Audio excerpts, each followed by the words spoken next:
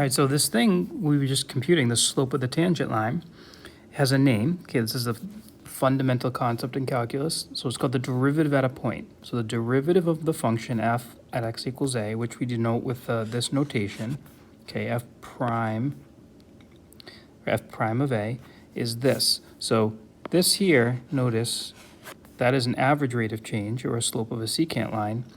And as you push the second point closer and closer to a, what we approach is the thing we're calling the tangent line. So I want to just note that this expression, this whole expression, okay, it's the limit of slopes of secant lines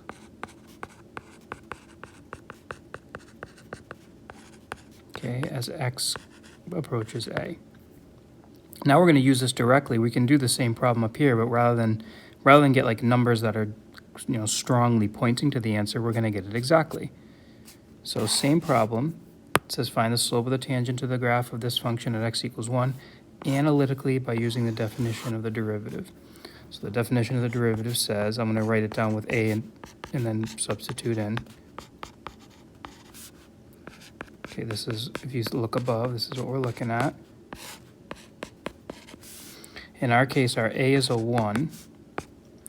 So f of x is clearly x squared plus x. We do need f of a, which would be f of 1. So that's 1 squared plus 1, which is 2.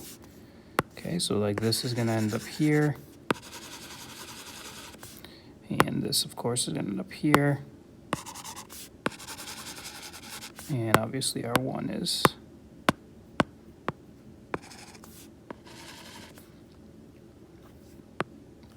Okay, our a is 1. Okay, so this becomes the limit as x approaches 1. F of x is x squared plus x. F of a was 2 divided by x minus 1. Now, you're not going to be able to do this limit by substitution, but these are always rigged to factor. So that x minus 1 will cancel, and if you notice when you factor, you get this. So it's no accident that there's an x minus 1 in the numerator. In fact, that'll always happen. You can like count on it and almost use it to your advantage. Okay, so now I got a limit that I can do by substitution. And that's exactly what we were thinking the answer is above. Okay, let's try another one. Okay, so this is, this time let's go right for it. So I need the slope of the tangent line to our new function at x equals 6.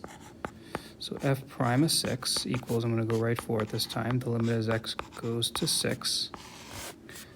I'll do like half plugged in. So this is what it would look like if we just put our a in. And now f of x this time is x squared minus 7x plus 2. Okay, I do need to find f of 6, so let's do that over here. F of 6 is 6 squared minus 7 times 6 plus 2, which is 36 minus 42 plus 2 is a negative 4. Okay, so that's going to go here. All right, and so let's see what this limit gives us. Actually, you know, we'll bring the limit back in a minute. Let's deal with the fact we have to deal with this difference quotient first, because we're going to have to get that x minus 6 to cancel in the bottom. Okay. All right, so the top becomes, I can combine these. It becomes x squared minus 7x plus 4.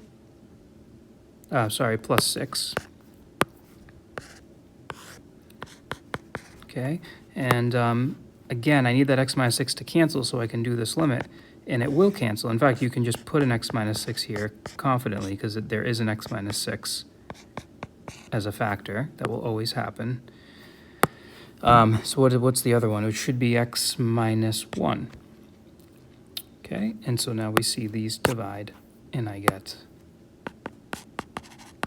a limit I can do with substitution.